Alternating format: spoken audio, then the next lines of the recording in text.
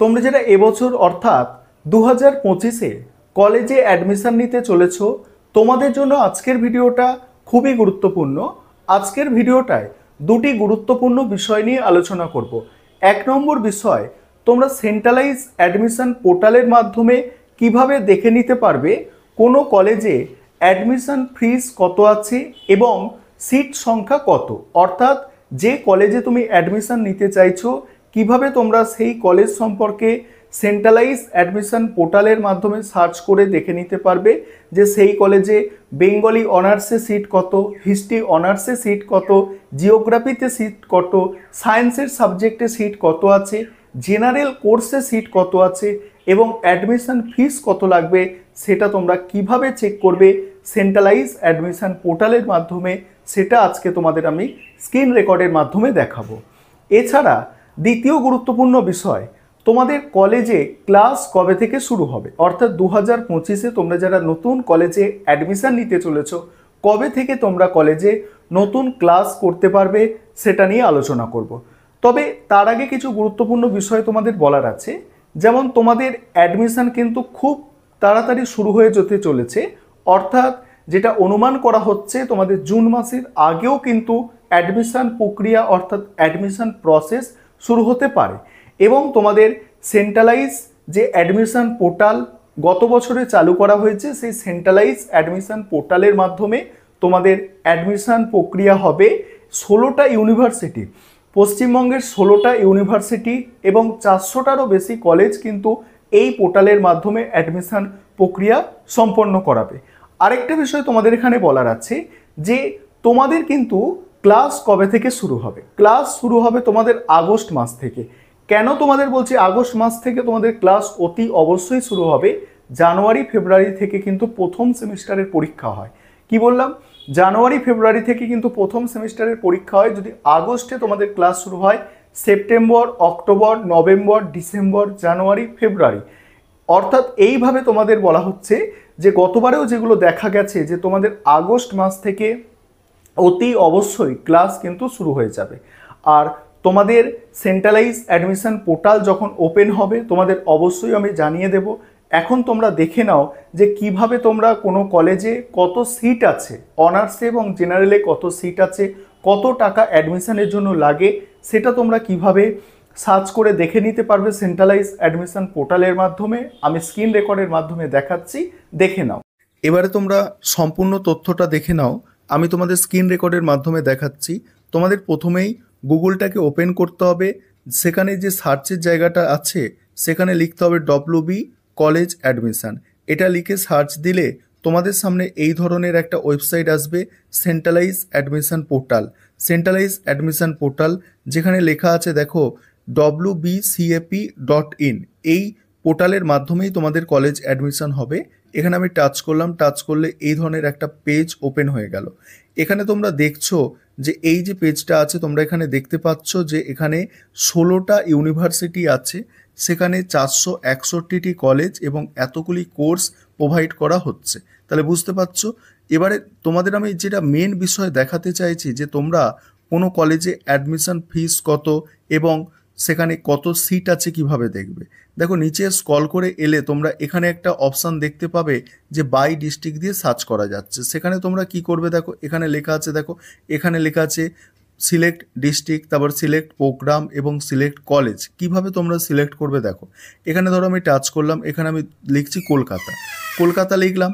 কলকাতা লেখার পরে দেখো এখানে কলকাতাটা তোমরা দেখতে পাচ্ছ, এখানে কলকাতা লেখা উঠেছে, তোমরা দেখতে পাচ্ছ কলকাতা লেখাটা উঠেছে।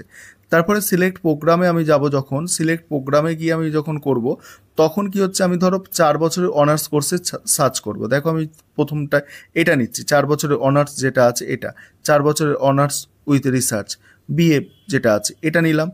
নেওয়ার পরে আমি ধরো একটা কলেজ, আমি ধরো বেহালা কলেজ সার্চ করছি, ঠিক আছে, বেহালা কলেজ। বেহালা কলেজ দিয়ে তুমি যে কোনো কলেজ তুমি সার্চ করতে পারো, তোমার যে এলাকায় তুমি থাকো সেই ডিস্ট্রিক্টের নাম দেবে। তুমি যদি 3 বছরের কোর্সে অ্যাডমিশন নিতে চাও সেটা তুমি সার্চ করবে, 4 বছরের হলে অনার্সের সেটা সার্চ করবে। আমি 4 বছরের দিয়েও সার্চ করে তোমাদের দেখাবো। দেখো এরম সার্চ করলাম, এখানে সার্চের যে অপশান আছে সেখানে সার্চের অপশানে একটু সময় লাগবে, ঠিক আছে।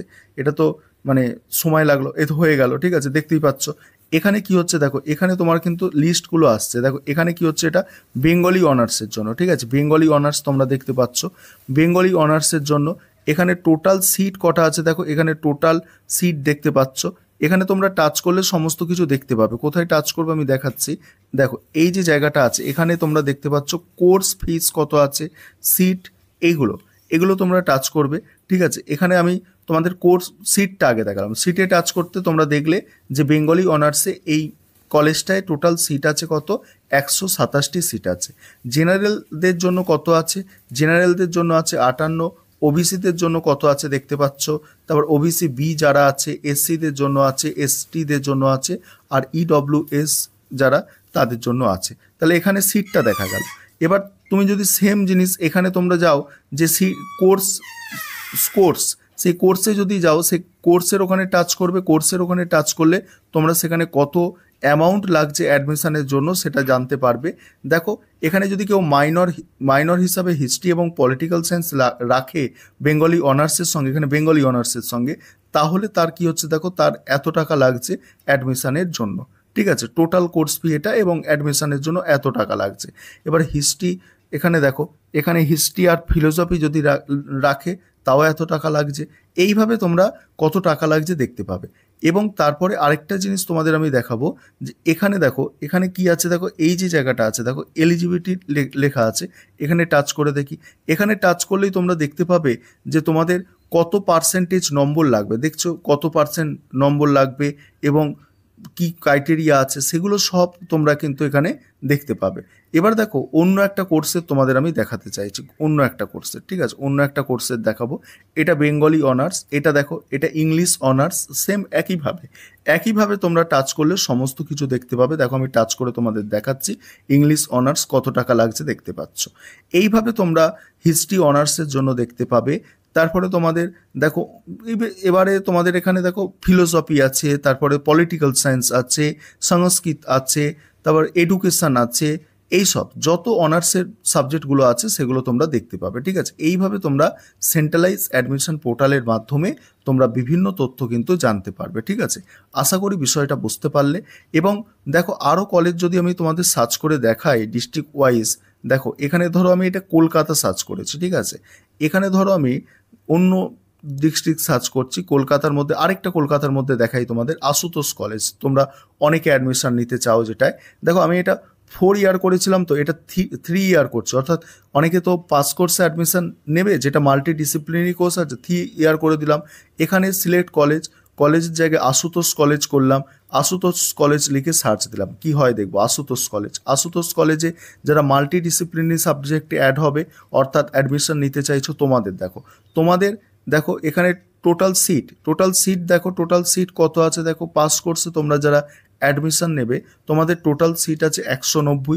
তার মধ্যে জেনারেলদের জন্য কত আছে দেখতে পাচ্ছ, এবং ওবিসি এ, ওবিসি বি, প্রত্যেক জনের সিট কিন্তু দেখতে পাচ্ছ তোমরা, টোটাল সিট কত আছে তোমরা দেখতে পাচ্ছ। এবারে এখানে কোর্স ফি যেটা আছে দেখো, কোর্স ফি দেখো, এখানে অ্যাডমিশনের জন্য কোর্স ফি কত আছে দেখো। এখানে দেখো, এখানে কেউ যদি অ্যাডমিশন নিতে যায়, CC1 সে হিস্ট্রি রাখলো, CC2 বেঙ্গলি রাখলো, মাইনর ইকোনমিক্স রাখলো, তার 6,000 টাকার মতো লাগছে। এবার হিস্ট্রি বেঙ্গলি পলিটিক্যাল সায়েন্স কম্বিনেশনে সেটা 6,000 টাকার মতোই লাগছে। এইভাবে তোমরা জানতে পারবে যে তোমাদের অ্যাডমিশন ফিস কত আছে, ঠিক আছে, এটা অ্যাডমিশন ফিস কত আছে তোমরা জানতে পারছো। এইভাবে তোমরা কিন্তু অ্যাডমিশন ফিস জানতে পারবে। এবং এখানে দেখো আরও একটা নিচে অপশান আছে যে 2, এইভাবে যেতে পারবে, সেখানে আরও বিভিন্ন সাবজেক্টগুলো সম্বন্ধে তোমরা জানতে পারবে। এইভাবে তোমরা যদি শুধু ক্যালকাটা ইউনিভার্সিটি নয়, তোমরা যদি অন্যান্য ইউনিভার্সিটি সার্চ করো সেক্ষেত্রেও তোমরা জানতে পারবে, ঠিক আছে। এখানে ধরো, এখানে কলকাতা আছে, এখানে অন্য আমি দিচ্ছি আলিপুরদুয়ার, ঠিক আছে, আলিপুর, ঠিক আছে, জলপাইগুড়ি দিলাম, ঠিক আছে, জলপাইগুড়িতে আমার সার্চ করছি আমি অনার্সের জন্য, 4 বছর বিএসসি অনার্স 4 বছরের জন্য, ঠিক আছে। এটা বিকম হয়ে গেছে, আমি তোমাদের বিকমটা দেখাতে চাচ্ছি না, আমি তোমাদের বিএ যেটা আছে সেটাই দেখাচ্ছি, ঠিক আছে। তারপরে দেখো বিকমে একই, ঠিক আছে। তারপরে দেখো সিলেক্ট, এখানে কলেজ জলপাইগুড়িতে যে কলেজগুলো আছে, ঠিক আছে, দেখো এখানে আনন্দচন্দ্র কলেজ কমার্সের জন্য, তারপরে আছে দেখো বিভিন্ন কলেজ আছে। এখানে আমি একটা কলেজ তোমাকে সার্চ করে দেখাচ্ছি। এই কলেজটা আমি সার্চ দিলাম, সার্চ দেওয়ার পরে একটা কলেজ সার্চ দিচ্ছি, ঠিক আছে। ময়নাগুড়ি কলেজ যেটা আছে জলপাইগুড়িতে, তোমরা জানো, সেই কলেজটা লিখে সার্চ দিচ্ছি। এখানে ওয়েবসাইটে তো এখন কাজ চলছে, সেই কারণে একটু সময় লাগছে। এইভাবে দেখো এই কলেজে টোটাল সমস্ত কিছু চলে এলো। দেখো এখানে তোমরা দেখতে পাবে যেখানে সিট কত আছে, এখানে সিটে যাবে সিট কত আছে, এটা 65টা সিট আছে। এটা কিসের জন্য? বেঙ্গলি অনার্সের তোমরা যারা অ্যাডমিশন নিতে চলেছো, এটা নর্থ বেঙ্গল ইউনিভার্সিটির আন্ডারে পড়ে।